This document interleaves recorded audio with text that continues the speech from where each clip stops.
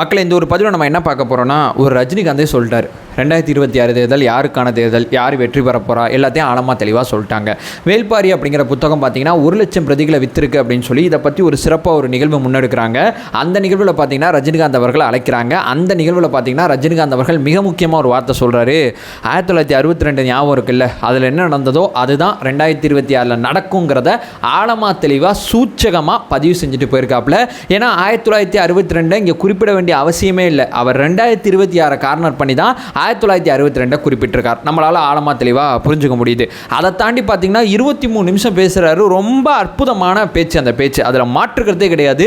கேட்டுக்கிட்டே இருக்கலாம், அவ்வளோ சுவாரஸ்யமாக பேசுகிறாரு, அவ்வளோ காமெடியாக இருந்துச்சு அந்த பேச்சு. அதை தாண்டி பார்த்தீங்கன்னா தேர்தல் சம்மந்தப்பட்ட அந்த ஒரு ஸ்டேட்மெண்ட் 2 நிமிஷத்தில் சொல்லியிருக்காரு பார்த்தீங்களா, அதை பற்றி நான் கொஞ்சம் ஆழமாக தெளிவாக டீகோட் பண்ண போகிறேன். ஏன்னா நம்ம மட்டும் நம்ம தலைவர் ஜெயிக்கிறான்னு சொல்கிறத தாண்டி ஒரு சூப்பர் ஸ்டாரே சொல்லியிருக்காரு. இதை எப்படி சும்மா விட்டு போக முடியும்? ஒன் பை ஒன்னாக தெளிவாக நம்ம பார்க்கலாம். உற்சாக வணக்கங்கள், வாங்க பதிவுக்குள்ளே போகலாம். இப்போ முதல் விஷயம் மக்களே, 1962 தேர்தலில் பார்த்தீங்கன்னா ரஜினிகாந்த் அவர்கள் நினைவூட்டுறதுக்கு மிக முக்கியமான காரணம் என்னன்னா, அங்கே பார்த்தீங்கன்னா அண்ணா தோற்று போயிட்டாங்க, கலைஞர் ஜெயிச்சிட்டாங்க. அண்ணாக்கும் கலைஞருக்கும் என்ன வேறுபாடு? அண்ணா ரொம்ப அழகாக பேசக்கூடியவர், ரொம்ப ஆழமாக பேசக்கூடியவர், அரசியல் ஞானங்கிறது அவருக்கு ரொம்ப அதிகமாக இருக்குது. அவர் ஏன் அந்த தேர்தலில் தோற்றார், கலைஞரையும் ஜெயிச்சார்னா கலைஞருக்கு திரைப்பட தொடர்பு இருக்குது. கலைஞரும் பார்த்தீங்கன்னா திரைப்படத்தில் பயணித்ததுனால அவரால் வெற்றி பெற முடியுது அப்படிங்கிறதான் அவர் பதிவு செஞ்சது. இங்கே பார்த்தீங்கன்னா நிறையா திமுக காரங்க பார்த்தீங்கன்னா மிக முக்கியமாக ஒரு விஷயத்தை போட்டுக்கிட்டு இருக்காங்க. கலைஞர் மட்டும் ஜெயிக்கலைங்க, கலைஞரோடு சேர்ந்து 50 பேர் ஜெயிச்சிருக்காங்க அப்படிங்கிற ஒரு விஷயத்த சொல்கிறாங்க. கலைஞருக்கு வேணால் ஒரு பராசக்தி உதவி புரிஞ்சிருக்கலாம், ஒரு மனோகரா உதவி புரிஞ்சிருக்கலாம். ஆனால் கலைஞரோட மிச்சவங்களாம் எப்படி ஜெயிச்சாங்க அப்படிங்கிற ஒரு கேள்வி கேட்குறாங்க. அதுக்கெல்லாம் எம்ஜிஆர் காரணங்க. நான் இங்கே வந்து அண்ணாவை வந்து குறைச்சி மதிப்பில்லை. அண்ணாவோட ஒரு பக்கம் உழைப்பு ஒரு பக்கம் இருந்தாலும் எம்ஜிஆரோட அந்த சினிமா செல்வாக்கு அப்படிங்கிறது தேர்தல்களில் மிக முக்கியமாக எதிரொலிச்சதுனால தான் 1967 பார்த்தீங்கன்னா திமுக அரியணை ஏறிச்சு.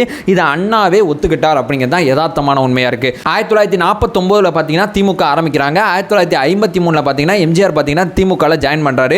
அதுலேருந்து பார்த்தீங்கன்னா திமுகவை எவ்வளோ ப்ரமோட் பண்ண முடியுமோ அவ்வளோ ப்ரமோட் பண்ணுறாரு. அவருடைய உழைப்பும் இங்கே அடங்கி இருக்கு. ஏன்னா சினிமா எளிய மனிதர்களை தொடர்புபடுத்துறதுல மிக முக்கியமான கருவியாக இருக்குது. இங்கே சினிமாவை பார்க்குற கண்ணோட்டமே தப்பாக இருக்குது. ஒரு சினிமாவை பார்த்தோம்னா இதோ கூத்தாடிகள் வந்து டான்ஸ் ஆடுவாங்க, பாட்டு பாடுவாங்க, முகம் சுரிக்கக்கூடிய காட்சி இருக்கும். இதனால் சினிமா வந்து ஒரு கேவலமான ஒரு விஷயம், சினிமா வந்து ஒரு என்டர்டைன்மெண்ட் ஃபேக்டர் அப்படின்னு சொல்லியே கடந்து போகிறாங்க சில பேர். நான் இங்கே சினிமாவை நான் பெருசாக பார்க்கறதுக்கான காரணம் என்னன்னா, ஒரு புத்தகம் உங்களுக்கு எவ்வளோ விஷயத்தை சொல்லிக் கொடுக்குதோ பேரலாக சினிமாவும் உங்களுக்கு அவ்வளோ விஷயத்தை சொல்லிக் கொடுக்கும். அதனால தான் சினிமா கலைஞர்கள் பார்த்தீங்கன்னா எளிய மனிதர்களோட பெருசாக தொடர்பில் இருக்காங்க.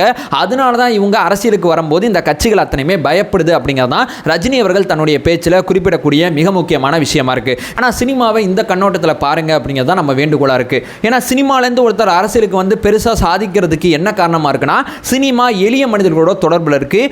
எளிய மனிதருக்கு ஒரு கமிட்மெண்ட்டை பார்த்தீங்கன்னா ஒரு நடிகர் கொடுக்குறார், என்னோட படத்தை வந்து பாரு, உனக்கு என்டர்டெயின்மெண்ட் இருக்கும், எஜுகேஷன் இருக்கும், நம்பி வந்து பாருன்னு சொல்கிறாரு.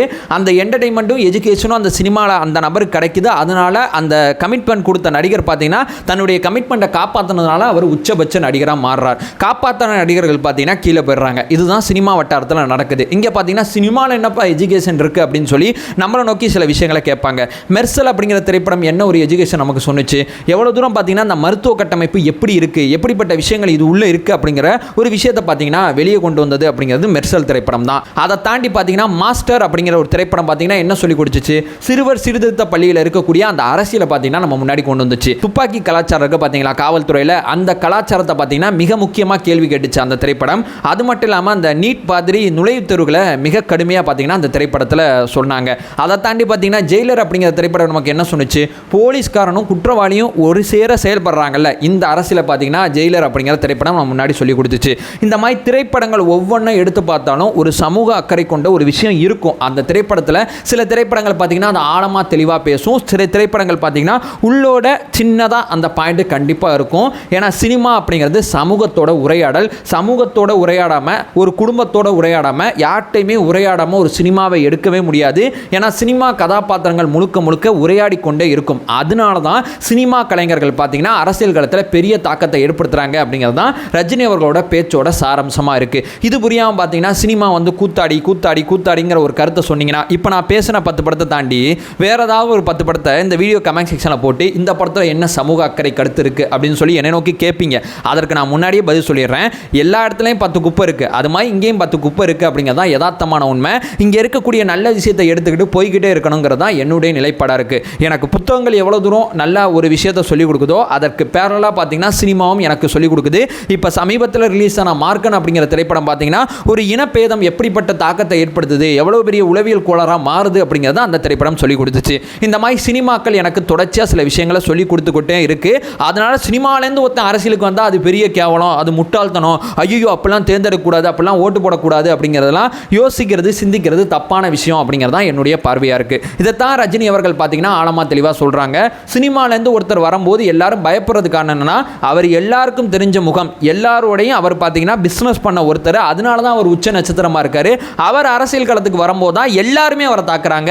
ஏன்னா எல்லாரோட இருப்பையும் பார்த்தீங்கன்னா அவர் கேள்விக்குள்ளாக்குறார். இந்த பயம் இருந்ததுனால தான் எல்லாரும் அவரை தாக்குறாங்க அப்படிங்கிறதான் ரஜினி அவர்கள் சொல்ல வர்றது. சினிமாலேருந்து வர்றவங்க அரசியல் களத்தில் பெரிய தாக்கத்தை ஏற்படுத்துவாங்க. அதே நேரத்தில் பார்த்தீங்கன்னா சில பேர் தோத்து போடுறாங்க. அவங்க பண்ணுற தப்பு என்ன, விஜய் அவர்கள் அந்த தப்பை பண்ணாமல் தன்னுடைய அரசியல் காயை தெளிவாக நகர்த்திட்டு போகிறாருங்கிறத நம்ம சேர்த்து பார்த்துட்டோம்னாவே எளிய மனிதர்கிட்ட விஜய் அண்ணா எவ்வளவு பெரிய தாக்கத்தை ஏற்படுத்திக்கிட்டு இருக்காங்க அப்படிங்கிறது ஆழமாக தெளிவாக புரிஞ்சிடும். இங்கே ரஜினி அவர்கள் 2026 மையப்படுத்தி ஏன் பேசுகிறாருன்னா, சினிமாலேருந்து ஒருத்தர் அரசியல் களத்துக்கு வந்தார், அந்த சினிமாவே வேணாங்கிறாரு.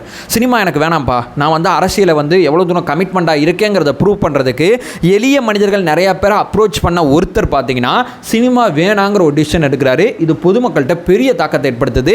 இதனால தான் 2026 நமதுங்கிறத ஆழமாக தெளிவாக நம்ம சொல்கிறோம். எவ்வளோ தூரம் அந்த மனுஷன் கமிட்மெண்ட்டாக இருக்கான் பாருங்கப்பா. நடித்த 200-300 கோடி சம்பளம் வேணாம்னு சொல்லிட்டு அரசியல் களத்தில் வந்து சேவை செய்கிறேங்கிறாரு. இந்த மாதிரி ஒரு தலைவர் இனிமேல் கிடைப்பாரா அப்படிங்கிறது பொதுமக்களோட டிஸ்கஷனோட மைய பாயிண்டாக இருக்குது. ரெண்டாவது பார்த்தீங்கன்னா அந்த மனுஷனுக்கு ஒரு பொலிட்டிக்கல் கிளாரிட்டி இருக்குப்பா, என்ன பண்ணணும் என்ன பண்ணக்கூடாது. அதே நேரத்தில் பார்த்தீங்கன்னா யாரை எதிர்க்கணும் யாரை எதிர்க்கக்கூடாது, என்ன கொள்கை கோட்பாடு. இங்கே கமல் அவர்கள் அரசியல் பார்த்தீங்கன்னா யாருக்குமே புரியாத அரசியலாக போயிடுச்சு. இவர் என்ன சொல்ல வராருங்கிறது நமக்கு புரியல. ஆனால் விஜய் அவர்களோட அரசியல் பார்த்தீங்கன்னா என்னுடைய கொள்கை எதிரி இவங்க, என்னுடைய அரசியல் எதிரி இவங்க. இந்த அரசியல் களத்தில் நான் என்ன பண்ண போகிறேன்னா மதச்சார்பற்ற சமூக நீதி கொள்கைகள் அடிப்படையில் என்னுடைய ஆட்சி நிர்வாகத்தை நடத்த போகிறேன். என்ன ஒரு கிளாரிட்டி அப்படிங்கிறது, நடிகராக இருந்த அறிமுகமான ஒருத்தர் அரசியல் களத்துக்கு வந்த பிறகு பார்த்தீங்கன்னா இவ்வளோ பெரிய கிளாரிட்டி நம்மள்கிட்ட கொடுத்ததுனால தான் விஜயோட அரசியல் வருகை பார்த்தீங்கன்னா பல பேருக்கு பார்த்தீங்கன்னா வைத்தறிச்சலாக இருக்குது. பல பேருக்கு பார்த்தீங்கன்னா என்ன பண்ணுறது அப்படிங்கிற ஒரு விஷயத்தை சிந்திக்க வச்சிருக்கு. மூணாவது பார்த்தீங்கன்னா இவர் மற்ற அரசியல்வாதி மாதிரி இல்லாமல் நடிகராக இருந்த அரசியல் களத்துக்கு வந்தவர் தான். ஆனால் பிரச்சனைகளை நிரந்தரமாக எப்படி தீர்க்கணுங்கிறத ஆழமாக யோசிக்கிறாரு. ஒவ்வொரு பிரச்சனைக்கு என்ன தீர்வு இருக்குங்கிறத தேடி தேடி பார்க்குறாரு. அரசு நிர்வாகத்தோட புரிதலை எடுத்து வந்து இதை செய்ய அப்படிங்கிற இங்கே இருக்கக்கூடிய ஆட்சியாளர்களுக்கு தன்னுடைய எதிர்க்கட்சியில் இருக்கும்போதே உத்தரவுகள் போடுறாரு. ஸோ நிர்வாகம் சார்ந்த பெரிய புரிதல் இவற்றை இருக்குங்கிறத பொதுமக்கள் நம்ப ஆரம்பிச்சிட்டாங்க. அதனால தான் இங்கே இருக்கக்கூடிய அரசியல் கட்சிகளுக்கு அது பெரிய ஒரு வைத்தறிச்சலான நிகழ்வாக அமைஞ்சிருக்கு. அது மட்டும் இல்லாமல் இவற்றை ஒரு போராட்ட குணம் இருக்குது. ஒரு நடிகர் ஒரு ஏசி ரூமில் உட்காருவார், போராட மாட்டார், எதுவுமே செய்ய மாட்டார் அப்படிங்கிறத தாண்டி இவர் பார்த்தீங்கன்னா எடுத்துக்கிட்ட கமிட்மெண்ட்டுக்கு 100% உறுதியாக இருக்கார். அது வந்து பரந்தூர் விமான நிலைய விஷயமா இருக்கட்டும், நான் தலைமைச் செயலகம் வருவேன்னு சொல்கிறாரு. ஏன்னா இந்த பிரச்சனை நான் எடுத்த பிரச்சனை, இங்கே விமான நிலையம் வந்தால் அந்த மாதிரி 10 பிரச்சனை இருக்குது, உங்ககிட்ட போராட சவால் செய்ய நான் தயாராக இருக்கேன், நான் தலைமைச் செயலகம் வரேன் அப்படிங்கிறத ஆழமாக தெளிவாக பதிவு செய்கிறாரு. வகுப்பு விஷயத்தில் பார்த்தீங்கன்னா இல்லை இது தப்பு, கோர்ட்டுக்கு போய் நான் போராடுவேன்னு சொல்லி மிகப்பெரிய வழக்கறிஞரை வச்சு வழக்கு நடத்துகிறாரு. அதை தாண்டி பார்த்தீங்கன்னா மிக முக்கியமாக பார்த்தீங்கன்னா அஜித்குமார் மாதிரி இந்த அரசாங்க தோல்விகளால் இறந்து போகிறாங்க இருக்காங்க பார்த்தீங்களா, அவங்க அத்தனை பேரையுமே நேரடியாக சந்தித்து அரசாங்க தோத்துருச்சுங்கிறத ஆழமாக தெளிவாக பதிவு செஞ்சு அந்த இறப்புகளை பார்த்தீங்கன்னா அந்த குடும்பத்தை மீண்டு வர்றதுக்கு என்ன செய்யணுமோ அதை செய்கிறாரு. 400 கிலோமீட்டர் டிராவல் பண்ணி ஒரு குடும்பத்தில் இருக்கிற ஒருத்தர் பார்த்தீங்கன்னா ஒரு போலீஸ்காரங்க அடித்ததுனால இறந்து போயிட்டாங்க. முழுக்க அரசாங்கத்தோட தோல்வி. அந்த குடும்பத்தை மிக முக்கியமாக பார்த்தீங்கன்னா அந்த நீதிக்காண்டி பார்த்தீங்கன்னா அந்த குடும்பத்துக்கு பக்கபலமாக இருக்காரு. இது மாதிரி பார்த்தீங்கன்னா அந்த ஆட்சியில் நடந்த இந்த ஒரு மரணம் மட்டும் கிடையாது ஊடக வெளிச்சத்துக்கு வந்தது. ஊடக வெளிச்சத்துக்கு வராத மரணத்தை நான் ஊடக வெளிச்சத்துக்கு கொண்டு வருவேன் அப்படிங்கிற ஒரு போர்க்குணம் கொண்ட தலைவராக இருக்காரு அப்படின்னு சொல்லி தான் எல்லாருமே பயப்படுறாங்க. நடிகரை தாண்டி எளிய மனிதர்களோட நம்பிக்கையை சம்பாதிச்ச ஒருத்தர் அரசியல் களத்திலையும் தன்னுடைய நம்பிக்கையை மிக தீவிரமாக பார்த்தீங்கன்னா உறுதிப்படுத்துறாங்க. மக்கள் இவர் மேலே வைக்கிற ஒரு விமர்சனம்னா இவர் செயல்பட்ட நல்லா இருக்கும்பா, இன்னும் நல்லா செயல்படணுங்கிறதா மக்கள் வைக்கிற விமர்சனம். இதை தாண்டி பார்த்தீங்கன்னா வேற எந்த விமர்சனமும் மக்கள் மத்தியில் இருக்காது. அதற்கு பார்த்தீங்கன்னா செயற்குழுவில் மிகப்பெரிய திட்டமிடல் போட்டு எப்படிலாம் மக்களை சந்திக்க போகிறோம், என்ன பண்ண போகிறோம், அடுத்த மாநாடு என்ன, மண்டல மாநாடு என்ன, மாவட்டங்கள் என்ன நடக்க போகுது, கிராமங்கள் என்ன நடக்க போகுதுங்கிறத அடுத்த 6 மாத பிளானை பார்த்தீங்கன்னா வெளியவும் சொல்லிட்டார். இதை தாண்டி பார்த்தீங்கன்னா அந்த நடிகர்கிட்ட விமர்சிக்கக்கூடிய வகையில் எந்த ஒரு அரசியல் நிகழ்வும் இல்லாதனால தான் இந்த அரசியல் கட்சிகள் பார்த்தீங்கன்னா தனிப்பட்ட வாழ்க்கையை எடுத்து பேசிக்கிட்டு இருக்காங்க. பொதுமக்கள் எல்லாத்தையும் பார்க்குறாங்க. ஒரு நடிகராக இருந்தார், ஒரு கமிட்மெண்ட் கொடுத்தாரு, சினிமாவுக்கு நம்மளை கூப்பிட்டாரு, நல்ல சினிமாவை கொடுத்தாரு, ஒவ்வொரு சினிமாலையும் சமூக ரீதியான பல கருத்துக்கள் நம்மள்கிட்ட சொல்லி கொடுத்தாரு. இப்போ இவர் என்ன சொல்கிறாரு, நான் வந்து அரசியலுக்கு வரேன்னு சொல்கிறாரு. அரசியலுக்கு வந்தால் ஓட்டு போட முடியாது, நமக்கு என்ன தான் தெரிஞ்சவராக இருந்தாலும் அரசியல் காலத்தில் இவரோட பாதை சரியாக இருக்குது, அப்போ ஓட்டு போட்டலாம் அப்படிங்கிற தீர்க்கமான முடிவுக்கு வந்துட்டாங்க. ஸோ அண்ணா அவர்களை தோற்கடித்த அந்த மக்கள் பார்த்தீங்கன்னா, கலைஞரை வெற்றி பெற வச்ச மக்கள் பார்த்தீங்கன்னா, ரெண்டுக்கு நடுவில் அந்த கால மக்களுக்கே ஒரு விஷயம் இருக்குது, சினிமா அப்படிங்கிற விஷயம் இருக்குது. இந்த காலகட்டத்தில் இருக்கக்கூடிய மக்கள் பார்த்தீங்கன்னா, சினிமாலேருந்து வந்தால் மட்டும் ஓட்டு போட மாட்டாங்க, அரசியல் காலத்திலையும் ஒரு வெற்றியை உறுதி செய்கிற வகையில் சில குணாதிசயங்கள் இருந்தால் தான் ஓட்டு போடுவாங்க.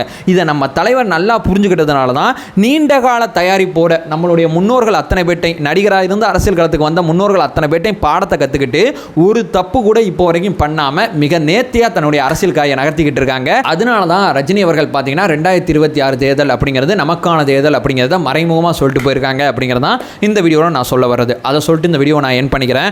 நம்ம சேனலை ஃபர்தராக ஃபாலோ பண்ணிங்கன்னா டிவிகே சார்ந்த மிக முக்கியமான பல விஷயத்தை நம்ம மிக தீவிரமாக பேசிக்கிட்டு இருக்கோம். நம்ம ஒரே இலக்கு, அறியாமை அகற்ற வேண்டும், அறியாமை அகற்றப்பட வேண்டும். Thank you so much.